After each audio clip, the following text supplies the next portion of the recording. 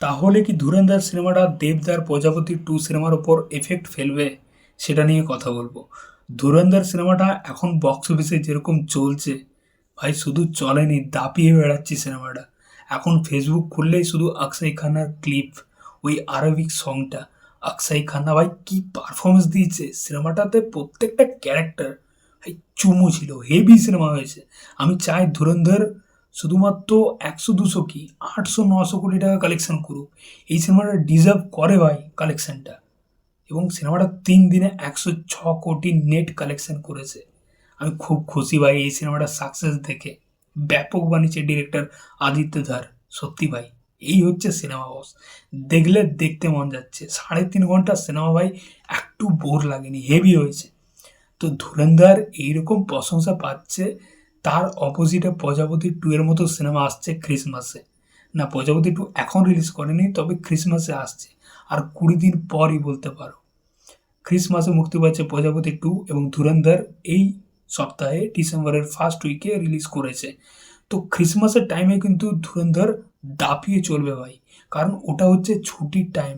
25শে December থেকে শুরু করে 1 জানুয়ারি পর্যন্ত। মানে তখন ধুরন্ধর ডবল কালেকশন করবে। এবং প্রজাপতি 2 কিন্তু একটু তো চাপে পড়তে চলেছে। তবে হ্যাঁ, এবার একটু রেহাই, সেটা হচ্ছে প্রজাপতি 2 একটা মিড বাজেটের সিনেমা। আগের বছর কি হয়েছিল, আগের বছর দেবদার খাদান ছিল, তার অপোজিটে অ্যানিমালের মতো সিনেমা ছিল। সেটা একটা মাস কমার্শিয়াল সিনেমা এবং অ্যানিমাল কী লেভেলে দাপিয়ে চলেছে সেটা আমরা জানি। তবে ভয় ছিল যে খাদান একটা মাস কমার্শিয়াল সিনেমা, যে সিনেমার দর্শক ছিল না বাংলাতে। কোনো প্রোডাকশন হাউস, কোনো অ্যাক্টার এত বড় বাজেটের সিনেমা বানানোর রিস্ক নিচ্ছিল না, তখন দেবদা খাদানের মতো সিনেমা বানিয়েছে। তো ওটা একটা বড় রিস্ক ছিল যে অ্যানিমালের মতো সিনেমার অপোজিটে খাদান চলবে কিনা। কিন্তু সিনেমাটা রাত 2টার শো হাউসফুল ভাই।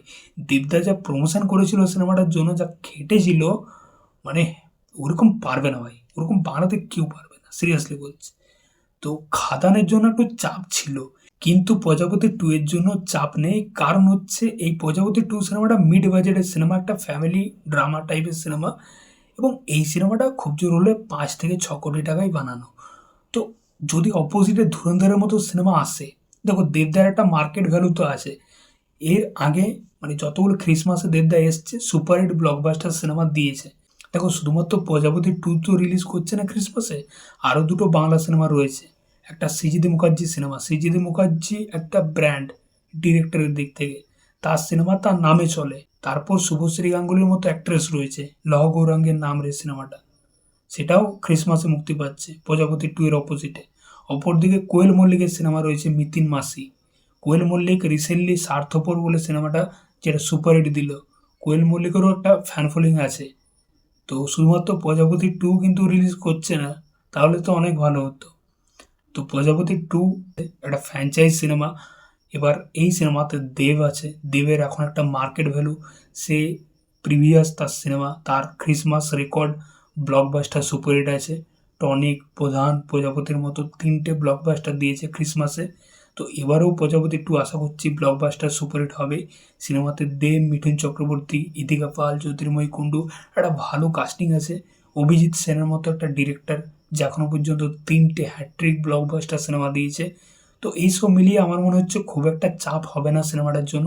তবে ধুরন্ধর সিনেমাটা অবশ্যই ভালো হোক, ভালো কালেকশন করুক, কারণ ভালো সিনেমা হয়েছে। এবং ক্রিসমাসে প্রজাপতি 2 সিনেমাটা যখন রিলিজ করবে, দেবদা একটা বড় সংখ্যা মানে শো কিন্তু দেবদা নেবে, এটুকু 100%। তো এবার দেখা যাক সিনেমাটা যদি ভালো হয়, কন্টেন্ট যদি ভালো হয়, ওয়ার্ড অফ মাউথ গেন করতে করতে সিনেমাটা কিন্তু অলরেডি ব্লকবাস্টার হয়ে যাবে। এবার দর্শক শেষ কথা বলবে, কি হয় সিনেমাটার কন্টেন্ট কেমন হয় সেটাই দেখার, গল্প কেমন হয়। কারণ এই ডিরেক্টরের ওপর ভরসা আছে। ডিরেক্টর টনিক, প্রধান, প্রজাপতির মতো সিনেমা বানিয়েছে। আশা করছি এই সিনেমাটাও ভালো হবে, গল্প ভালো হবে। তো আমি এটাই আশা রাখছি যে প্রজাপতি 2 সুপারহিট ব্লকবাস্টার হোক এবং ধুরন্ধরও সুপারহিট ব্লকবাস্টার হোক, এটাই চাই। তো তোমাদের মতামত কিন্তু অবশ্যই জানিও। দেবদার প্রজাপতি 2 সিনেমাটা কি চাপে পড়বে ধুরন্ধর সিনেমাটাকে নিয়ে? অবশ্যই কিন্তু কমেন্টে জানিও তোমাদের মতামত। চলো দেখা হচ্ছে পরের ভিডিওতে। চ্যানেলটি নতুন থাকলে কিন্তু অবশ্যই সাবস্ক্রাইব করে যাও বস। টাটা।